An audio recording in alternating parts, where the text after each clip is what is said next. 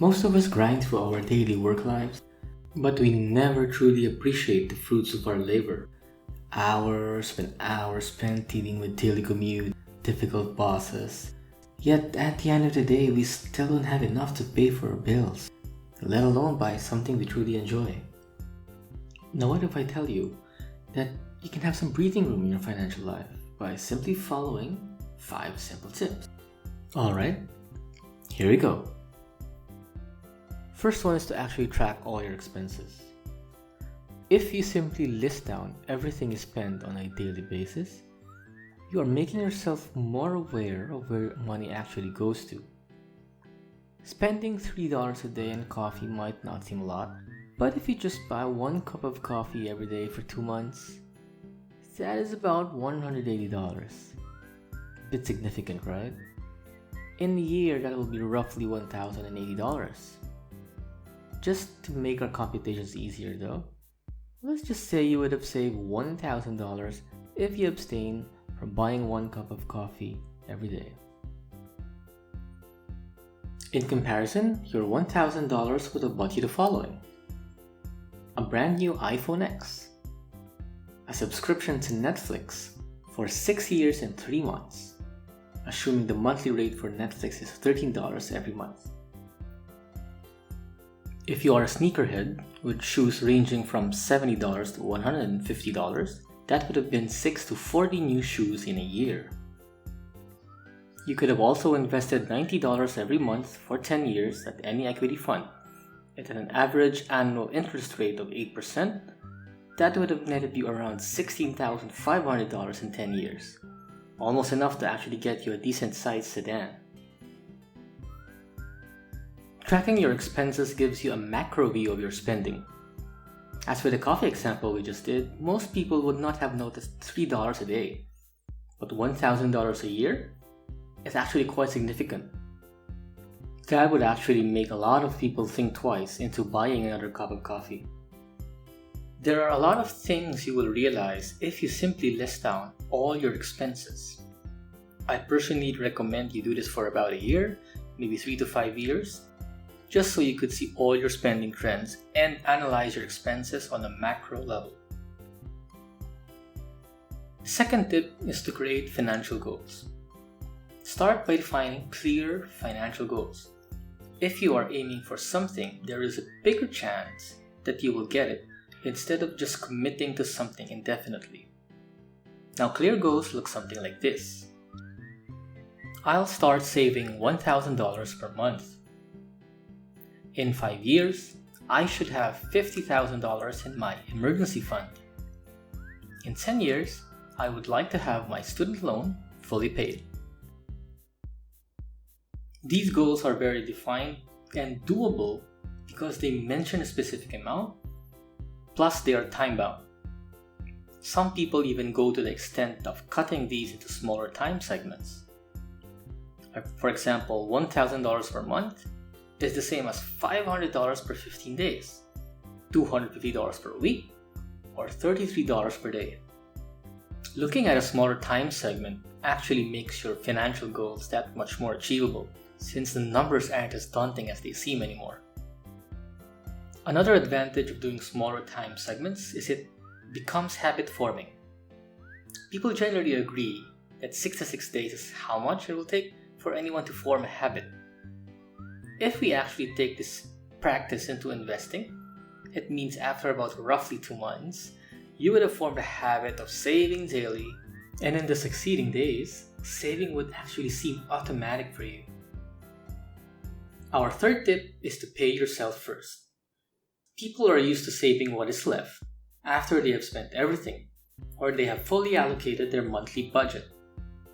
The problem with this is normally people will have spent everything they have, most of the time even more, before they actually start saving. The correct mindset is to treat your savings just like any other expense. You put it in your budget as a line item, and every time you get your monthly salary, before you do any other spending, get a portion of it and put it in as savings.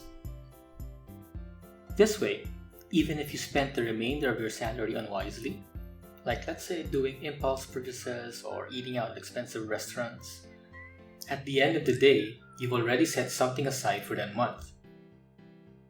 Of course, we're not saying that this justifies spending your money unwisely though, but that's for a different topic. Fourth tip is to prepare your own food. This one is actually quite simple, but just like the other tips I mentioned, if you do this habitually on a daily basis, it will have a huge impact in improving your finances and as a bonus your health as well. According to the Bureau of Labor Statistics, an average American household spends $3,000 per year dining out. Let's just say you go out for lunch every day, spend maybe $10 every meal. That would be $50 per week, $200 per month, and just about $2,500 per year.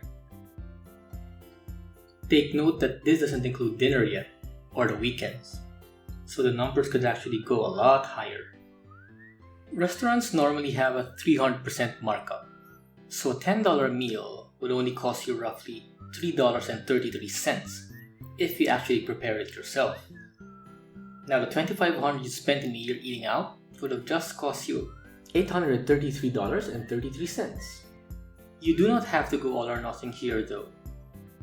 Maybe you could actually treat yourself to lunch out every Friday instead of doing it every day. That would still net you a lot of savings per year. Preparing your own food is actually healthier too. You do get to do portion control as well as choose the ingredients yourself. The next tip is to use cash instead of credit. Paying through credit card has been the most popular form of payment, regardless of where you are in the world.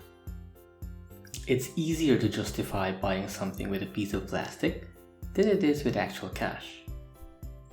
With credit cards, you simply swipe it in the machine, then you get to keep it. Unlike cash, that if you actually give it away, it doesn't get back to you. This tricks your mind that it's actually okay to spend more. People will argue that there are certain credit cards that actually reward you points, or have a lot of benefits for using them in selected establishments. Hence, in the long run, it will save you more money. Now, if this is true, then why do a lot of people have credit card debts? In the US alone, 55% of Americans actually have credit card debts. That is why I have always been an advocate of using cash, because of the following reasons. First, paying with cash lessens impulsive spending. Let's say you were dragged into a department store by your friend. While waiting for your friend to shop, you actually see something you like yourself. If you had a credit card, there is a higher chance that you would be purchasing this item. But since you don't have a credit card, you reach for your wallet and check how much cash you have left. Let's say the item you want to buy is $25, but you only have $20 in your wallet. Would you really go out of your way and walk to an ATM machine to withdraw? If you really like the item, then you probably might. But if you don't, then you'll just forget about it. Having cash in your wallet means spending power is limited to the amount of cash you have. This alone will severely cut unnecessary expenses. The second reason is, what you have is what you spend. When you have a credit card, you run the risk of spending money you do not have. Then when your monthly statement comes, you just pay the minimum amount. This cycle creates a never-ending loop, and it's the primary reason why so many people are having financial troubles. This will not happen if you're just paying with cash, since you could only spend as much as you have. So there you have it. Hopefully you like the 5 tips we have shared with you today. Just to provide a quick recap, they are: track all your expenses, create financial goals, pay yourself first, prepare your own food, and use cash instead of credit. If this video has helped you in any way, please don't forget to click on the like button. If you want to watch similar videos in the future, click on subscribe so you'll get notified whenever we release new videos. Thank you very much for watching, and I hope we'll see you again.